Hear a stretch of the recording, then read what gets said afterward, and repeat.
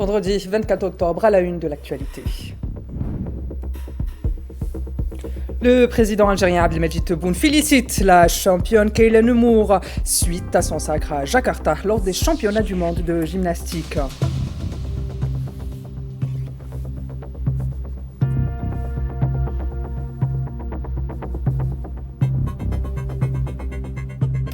Dans cette édition, un dossier consacré au Sahara occidental avec cette missive envoyée par le représentant permanent du Front Polisario à l'ONU au président actuel du Conseil de sécurité. Le Front Polisario est ferme et rejette toute proposition en dehors du cadre onusien.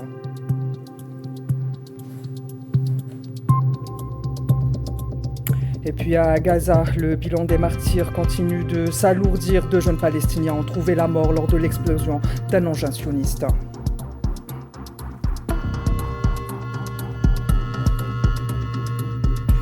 On ira également s'enquérir de ce qui se passe au Maroc où les appels à manifester se poursuivent et ce, en dépit des condamnations de la justice du royaume.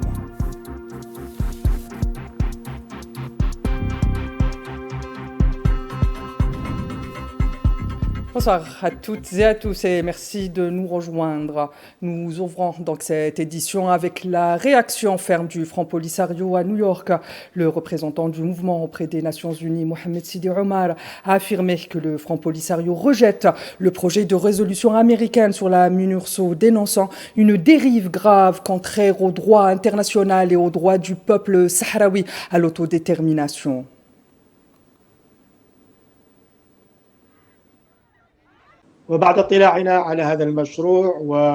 Après avoir étudié ce projet de résolution et échangé avec la partie américaine, il est apparu clairement qu'il repose sur un ensemble de points totalement inacceptables car il reflète entièrement la position actuelle du gouvernement américain.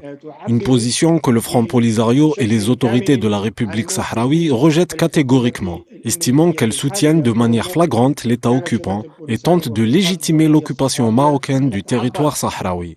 Nous avons donc informé les États-Unis et les membres du Conseil de sécurité, à travers une lettre officielle adressée au président en exercice du Conseil, que nous ne participerons à aucun processus ou négociation fondée sur ce projet de résolution.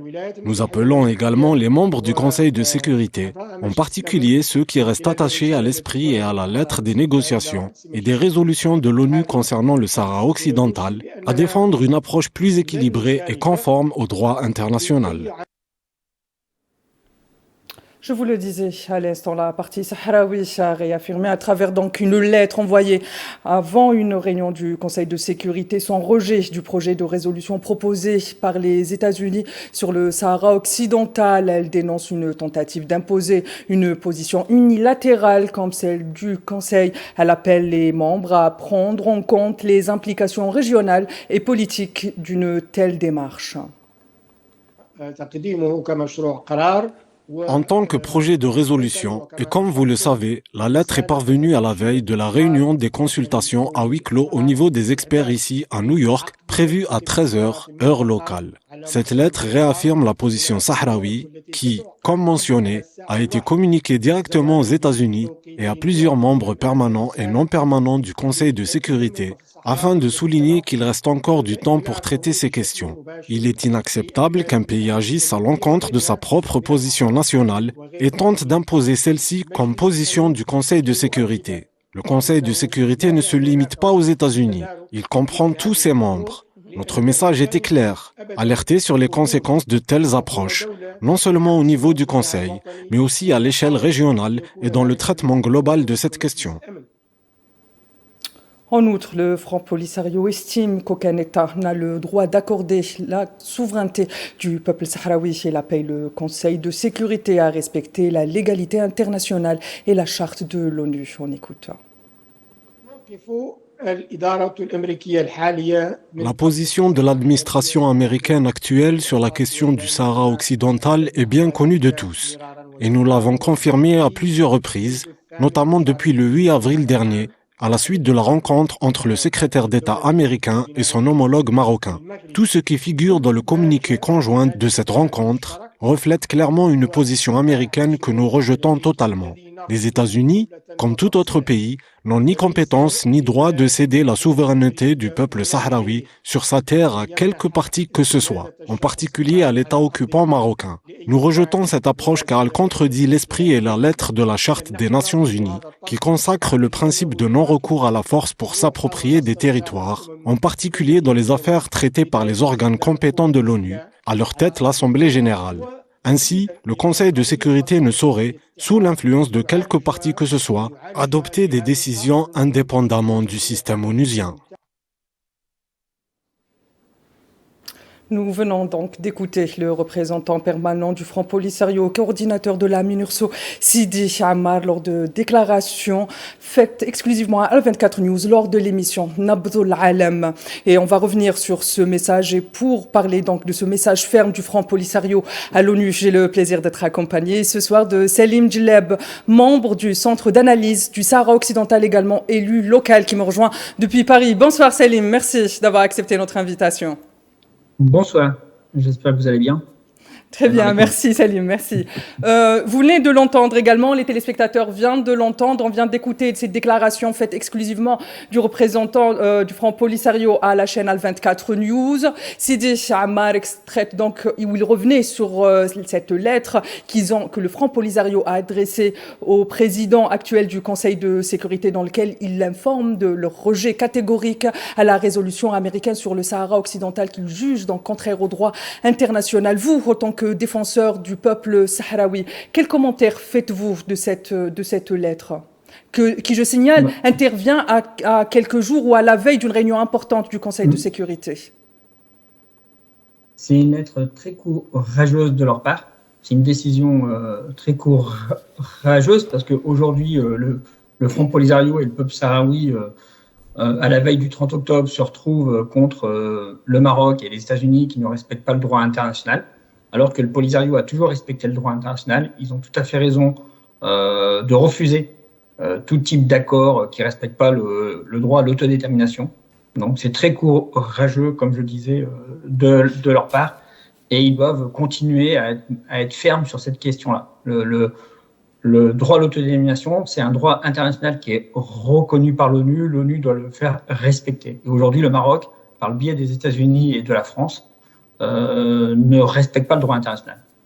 Très bien, Selim. Justement, vous avez parlé de cette rencontre au Conseil de sécurité. Faut-il le rappeler que chaque année ou très régulièrement, le Conseil de sécurité se réunit pour parler justement du mandat de la MINURSO, mais aussi pour faire le brief du secrétaire général des Nations Unies concernant le Sahara occidental. Mais pourquoi cette année, on a l'impression que cette rencontre du 30 octobre revêt un intérêt particulier, surtout quand on se rappelle que le président du Front Polisario, président du Sahara occidental, a envoyé une missive au secrétaire général des Nations Unies dans lequel il propose une solution ou des négociations élargies sur le Sahara occidental. La décision de la 4e commission des Nations Unies qui, encore une fois, reconfirme le statut juridique de la colonisation au Sahara occidental, la mobilisation internationale. Qu'est-ce que tout cela nous dit sur le dossier du Sahara occidental et sur cette rencontre? Cette année, c'est une rencontre importante parce qu'aujourd'hui, on a le président Trump qui souhaite aller dans le sens du Maroc, malheureusement, on le sent. Hein. Donc et comme les États-Unis proposent un texte qui ne respecte pas, qui semble ne pas respecter le droit international, il y a un passage en force. Il y a un passage en force du Maroc par le biais des États-Unis à ce niveau-là. Donc, il est vrai que c'est une décision très importante. Cette année, c'est la première fois où on a l'impression que l'ONU, le Conseil de sécurité, sous la présidence américaine, essaye de passer en force contre le droit international. Donc, c'est une décision très importante le 30 octobre. Et il est vrai que le Polisario a tout à fait raison de s'opposer à cela.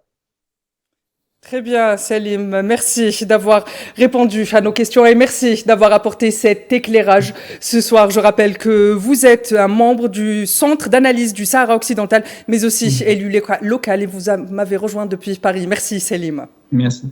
Merci.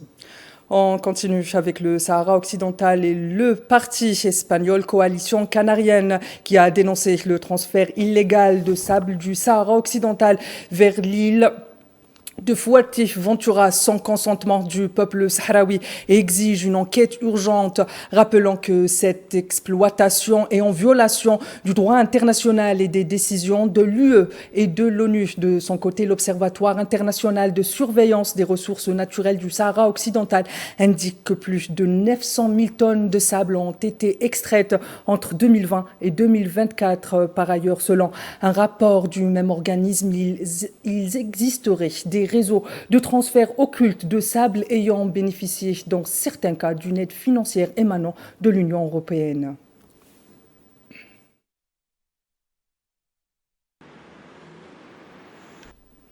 Voilà pour ce qui est de notre dossier consacré au Sahara occidental ce soir. Et puis, on revient à l'actualité algérienne et dans le cadre du 5e et dernier jour de sa visite officielle en République de Corée. Le ministre délégué auprès du ministère de la Défense nationale, chef d'état-major de l'armée nationale populaire, le général d'armée Saïd Chingreha, a été reçu hier jeudi par le ministre de la Défense coréenne, indique un communiqué du ministère de la Défense algérienne. À cette occasion, le général d'armée a transmis à son hôte les salutations de Monsieur le Président de la République Abdelmadjid Tebboune, chef suprême des forces armées, ministre de la Défense nationale, réaffirmant la volonté de l'Algérie de consolider ses relations avec la Corée du Sud et au service des intérêts des deux pays amis.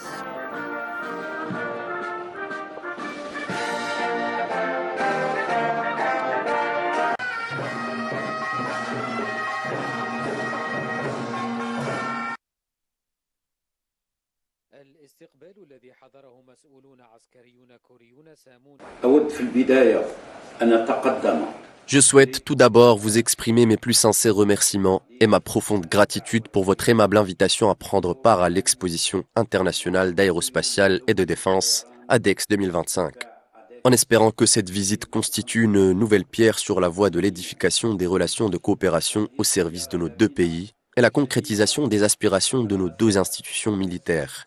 Je saisis également cette occasion pour vous transmettre les salutations de Monsieur le Président de la République, Abdelmadjid Tebboune, chef suprême des forces armées, ministre de la Défense nationale, qui attache une importance particulière au renforcement des relations avec la République de Corée. Algérie, toujours, où le Premier ministre Sifi Rieb a présidé hier jeudi au palais du gouvernement une réunion de travail consacrée au suivi de l'exécution des contrats signés lors de la 4e foire commerciale intra-africaine tenue en septembre dernier à Alger. La rencontre tenue sous instruction du président de la République Abdelmadjid Tebboune a permis d'examiner les mécanismes de mise en œuvre de ces accords et les perspectives d'exportation vers le marché africain. À cette occasion, le Premier ministre a réaffirmé le soutien constant du président de la République aux exportateurs économiques nationaux, soulignant le communiqué.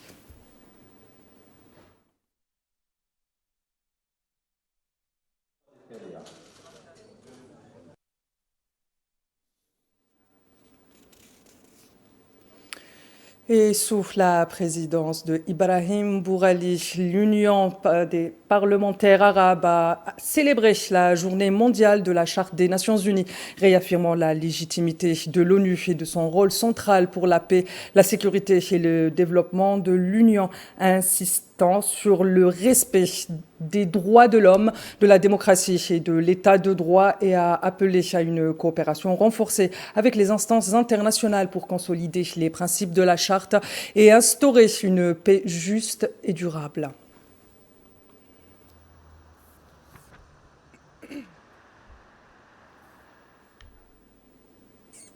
Je vous le disais en titre au Maroc, la Gen Z 212 multiplie les appels à manifester demain samedi à travers tout le pays. Et ce, malgré les condamnations de la justice.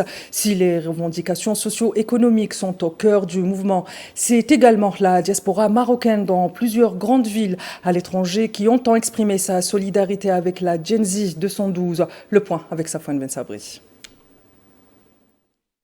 Au Maroc, le spectre d'un retour des manifestants dans la rue plane sur le gouvernement. Après plusieurs semaines de relative accalmie, des appels à reprendre les manifestations ont été relayés sur les réseaux sociaux.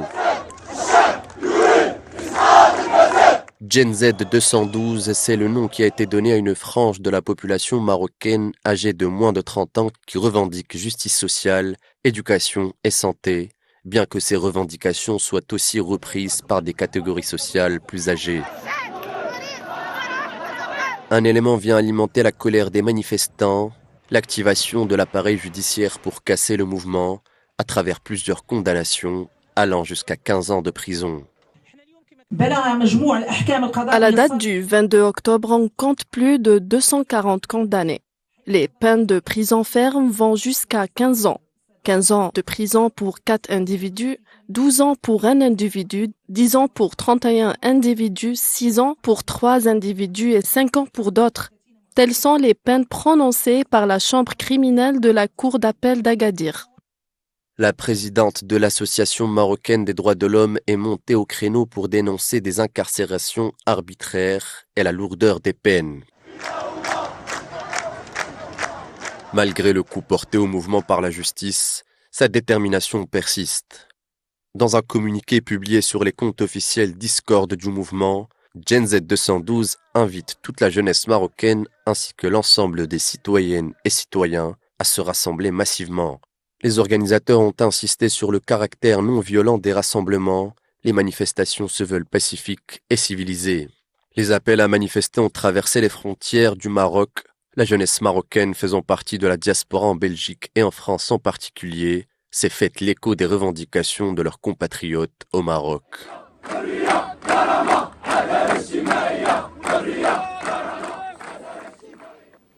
Et on entame à présent notre dossier consacré à la situation à Gaza, où le bilan du génocide sioniste s'est encore alourdi. Les dernières mises à jour des autorités sanitaires palestiniennes font état de 68 280 martyrs et au moins 170 375 blessés, en majorité des femmes et des enfants. Et ce, depuis le 7 octobre 2023. Notez que ces chiffres sont toujours provisoires en raison des nombres importants de disparus sous les décombres et des martyrs qui continuent à tomber dans l'enclave.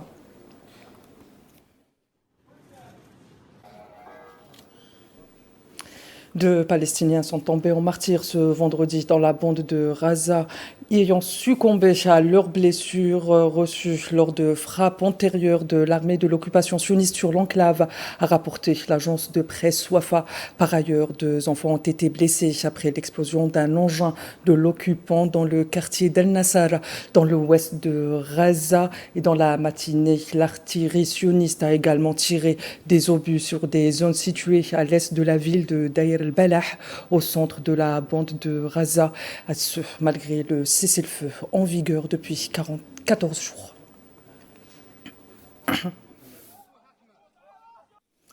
Et à Khan Younes, la population continue de subir les conséquences d'un accès très limité aux biens de première nécessité, et ce, malgré l'instauration d'un cessez-le-feu.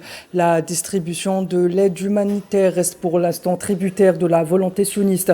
Les habitants dénoncent, appellent la communauté internationale à agir pour garantir un acheminement équitable et rapide des vivres, des médicaments indispensables à leur survie.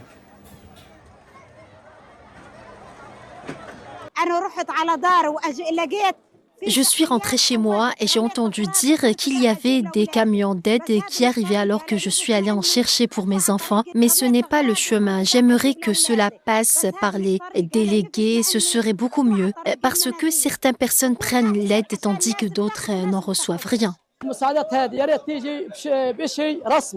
Pour cette aide, j'espère vraiment que les livraisons pourront être prises en charge officiellement et remises aux gens. Je ne peux pas le faire comme ça, je pourrais me faire écraser. Alors j'espère que les pays à l'étranger aideront à remettre l'aide aux gens d'ici, comme l'agence UNRWA, et qu'ils la distribueront comme avant. De son côté, le rapporteur spécial de l'ONU sur le droit à l'alimentation, Michael Fakhri, a affirmé que 50% des habitants de la bande de Gaza souffrent toujours de famine.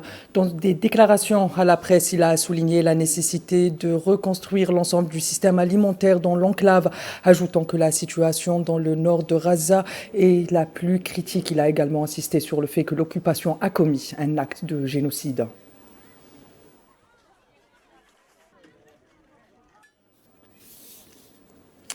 L'expert en déminage Nick Orr auprès d'Humanity et d'inclusion décrit la bande de Gaza comme un champ de mines à ciel ouvert, estimant que le déminage complet des munitions non explosées pourrait prendre de 20 à 30 ans. Une base de l'ONU indique que plus de 53 Palestiniens ont été tués et des centaines blessés par des restes explosifs, un chiffre probablement sous-estimé. Orr souligne que les débris enfouis sous terre resteront un danger pendant des générations. Depuis le cessez-le-feu signé le 10 octobre dernier, l'ONU a identifié 560 engins explosifs dans des zones accessibles de Gaza. Les démineurs parviennent que les munitions non explosées continueront de tuer et mutiler longtemps après la fin de cette agression sioniste sur la bande de Gaza.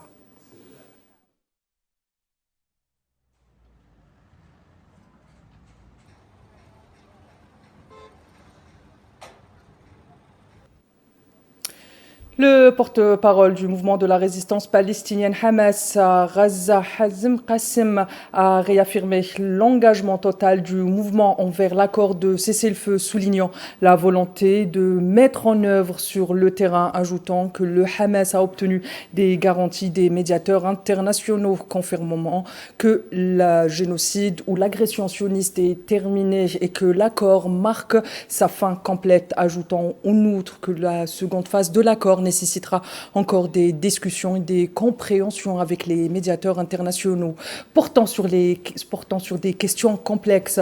Par ailleurs, le mouvement insiste sur le consensus national pour résoudre les questions en suspens concernant la gouvernance de Gaza après cette agression sioniste.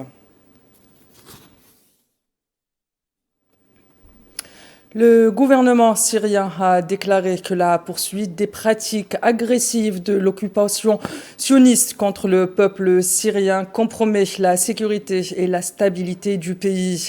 Lors d'une séance au Conseil de sécurité de l'ONU, le représentant permanent de la Syrie auprès des Nations Unies a affirmé que les autorités d'occupation continuent de violer l'accord de désengagement de 1974. Il a souligné le rejet catégorique par la Syrie de toute justification avancée par l'entité sioniste pour légitimer les crimes, ajoutant que son pays accorde une grande importance à la poursuite du travail des forces onusiennes chargées de surveiller le désengagement sioniste.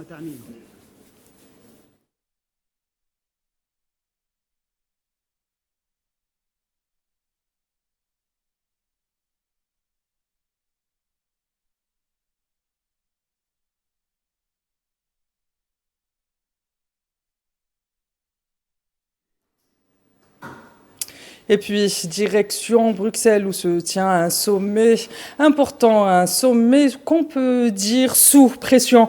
En effet, d'un côté, il y a Kiev qui réclame un soutien militaire aux Européens, mais aussi il y a eu cette arrivée très remarquée du président ukrainien Volodymyr Zelensky. Et de l'autre côté, il y a Moscou qui observe, qui mesure et menace. On peut dire qu'il y a eu des menaces symboliques par les déclarations de Maria Zakharova sur les sanctions européennes. Et puis entre ces deux pôles, il y a la présence américaine. Le point avec Iman Merad. À Bruxelles, les dirigeants européens se réunissent pour un sommet placé sous haute tension. Sur fond de guerre en Ukraine et d'incertitude américaine, l'Europe tente une nouvelle fois d'affirmer sa voix entre Zelensky, Poutine et Trump. Le président ukrainien Volodymyr Zelensky a fait une arrivée remarquée à Bruxelles. Face aux 27, il a exhorté l'Union à maintenir son aide militaire et financière, malgré la lassitude et les divisions. Mais cette fois, l'ombre de Donald Trump plane sur les discussions. La présence du président américain bouleverse l'équilibre diplomatique. Washington revoit sa stratégie et la rencontre prévue entre Trump et Vladimir Poutine, censée sceller un nouveau dialogue russo-américain, a finalement été remportée à une date ultérieure. Un report qui alimente les spéculations, désaccords sur le contenu, divergences sur l'Ukraine ou simple calcul politique. Je pense que le dialogue n'était vraiment, peut-être pas simple, mais c'était très bon. Et vraiment, nous comptons sur les décisions à ce sujet. Ce sera très utile, non seulement pour l'Ukraine, comme je l'ai dit précédemment, que nous soyons prêts à financer ou à utiliser une partie avec les Européens pour renforcer l'Europe. Pendant ce temps, le Kremlin soigne sa communication. Poutine, en retrait officiel, observe l'Europe s'interroger sur sa propre cohésion, pariant sur un essoufflement occidental et sur le retour d'un interlocuteur plus conciliant à la Maison-Blanche. Maria Zakharova a répondu au 19e paquet de sanctions de l'Union européenne par un mélange de menaces claires, de dénonciation de l'illégalité de la confiscation d'actifs russes et de mise en garde politique et financière vis-à-vis de l'Europe. Cela traduit la gravité avec laquelle Moscou perçoit cette nouvelle étape de sanctions et pose un cadre de tension accru entre la Russie et l'Union européenne. Toute initiative confiscatoire de Bruxelles se traduira inévitablement par une réponse douloureuse. Nous agirons dans le plein respect du principe de réciprocité dans les relations internationales sur la base de nos propres intérêts et de la nécessité de compenser les dommages causés à la Russie. Entre l'impatience de Kiev, le flegme du Kremlin et l'imprévisibilité américaine, Bruxelles tente de garder le cap. Plus que jamais, ce sommet rappelle une évidence, l'avenir du continent se joue peut-être moins à Washington qu'à Bruxelles. Et cette médaille d'or lors des championnats ou de la Coupe du Monde à Jakarta, des gymnastes, d'ailleurs le président algérien Abdelmajid Tebboune a adressé un message de félicitations à la championne Kayla Nemour, un message de reconnaissance dans lequel il l'a félicité pour son sacre au championnat du monde de gymnastique artistique 2025 organisé à Jakarta, capitale de l'Indonésie, écrivant 1000 félicitations à la fierté de l'Algérie Kayla Nemour, notre brillante athlète olympique, mais chaleureuse félicitations pour ta médaille d'or au championnat du monde à Jakarta. Tu as honoré l'Algérie avec brio. Merci infiniment, Kayla, a écrit le chef de l'État dans son message. Je suis très très heureuse d'avoir gagné cette médaille aujourd'hui. Vraiment, c'était dans un petit coin de ma tête depuis les JO. Mais c'est vrai que là, le fait de l'avoir gagné, je crois que je réalise toujours pas que je suis championne du monde. J'ai réussi malgré les mois qui ont été difficiles et elle m'était passée sous le nez en 2023. Donc vraiment, je suis très heureuse. Voilà, monsieur, c'est sur ce message de Kayla Nemour à notre journaliste Faisal Saleh que s'achève cette édition. Excellente suite des programmes sur Al24 News.